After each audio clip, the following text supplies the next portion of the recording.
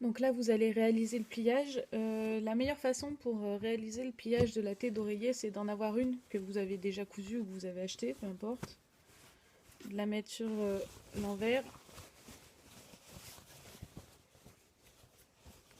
et de regarder comment elle a été mise.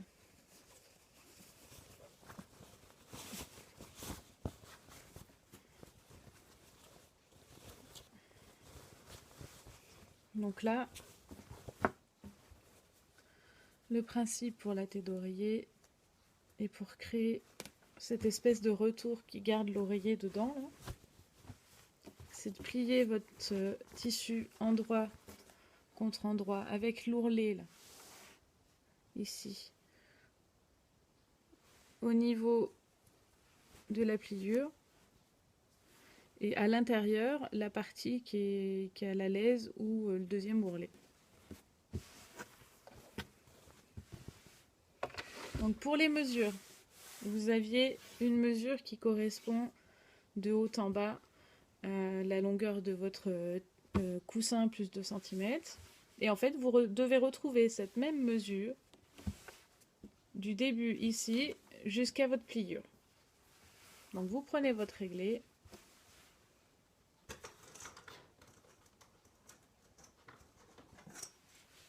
Et vous reportez votre mesure entre, j'essaye de vous montrer le début, la pliure ici, et le deuxième qui va venir l'enfermer ici. Donc vous voyez, j'ai bien mes marges. Je vous avais dit, vous calculez la longueur de votre coussin plus 15 cm. Donc il y avait 2 cm d'ourlet ici, plus 13 cm. Donc vous faites votre pli à 13 cm. Alors ici c'est pas le cas, parce que je l'ai fait sur mesure à la maison. Mais je connais ma valeur. Ensuite, donc vous épinglez bien vos tissus bord à bord.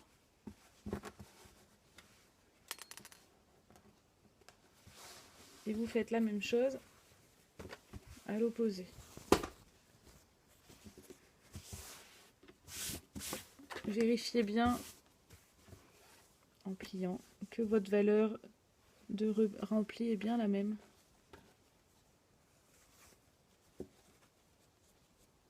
Voilà, que votre roulet est bien placé à la même distance. Sinon ça va vous faire un pli pas droit. Alors même si c'est à l'intérieur, ça se voit pas bien, on le sait. Vous épinglez.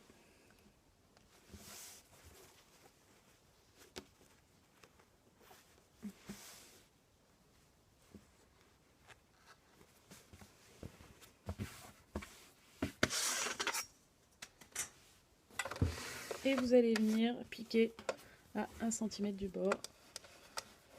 Un point d'arrêt au début, un point d'arrêt à la fin.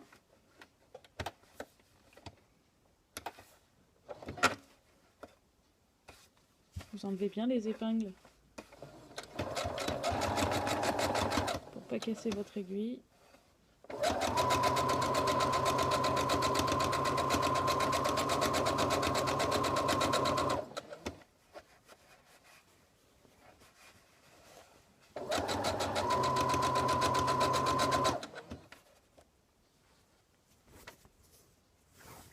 Vous mettez bien bord à bord. Et n'hésitez pas à épingler. Vous savez qu'avec l'habitude, on le fait de moins en moins.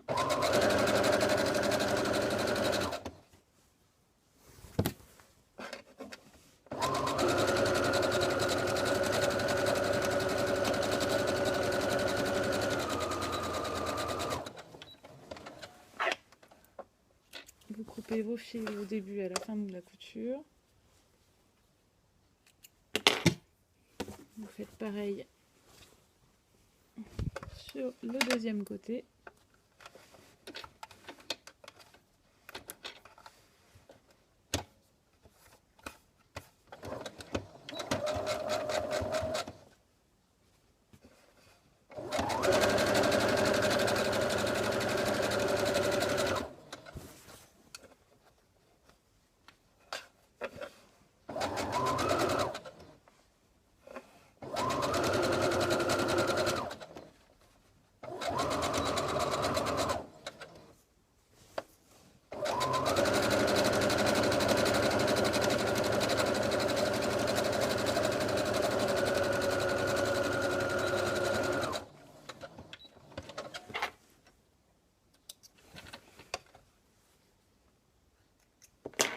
il vous reste une étape pour éviter que vos bords s'effilochent à la machine à laver.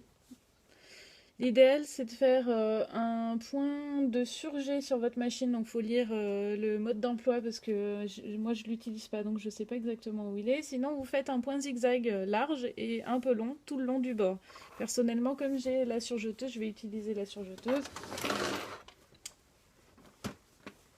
Et je vais venir piquer tout le long.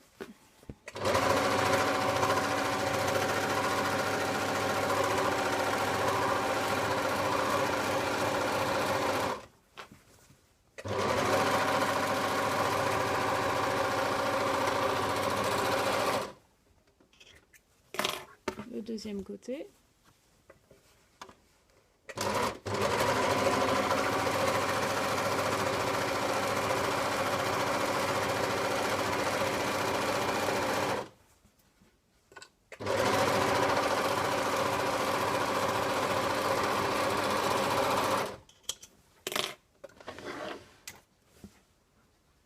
La petite astuce quand vous avez la surjeteuse, c'est de rentrer les petits fils. Vous prenez une grosse aiguille à canevas ou à laine.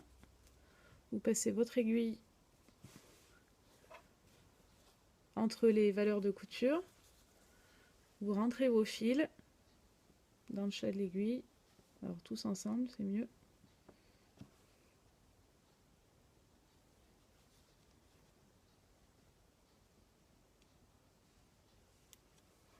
Non, là ça veut pas.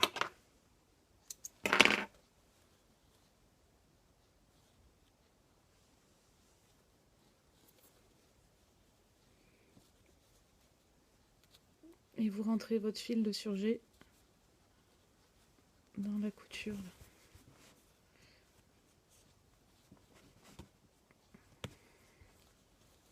Il ne faut pas hésiter à tirer. Vous coupez le surplus et comme ça fait une finition qui est propre. Pareil sur les quatre coins et vous avez fini votre thé d'oreiller. L'avantage d'apprendre à coudre, c'est que vous allez pouvoir personnaliser même une simple thé d'oreiller, soit par le tissu, soit en réalisant des appliqués que vous allez pouvoir offrir pour des anniversaires par exemple. Si vous voulez en savoir plus, n'hésitez pas à cliquer juste en dessous dans la description. Et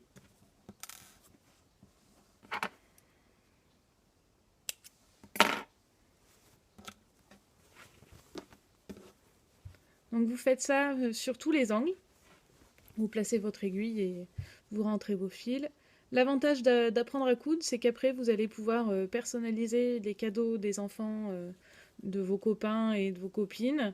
Donc faites-vous plaisir et n'hésitez pas à cliquer dans la description en dessous pour en savoir plus. Merci, bonne journée.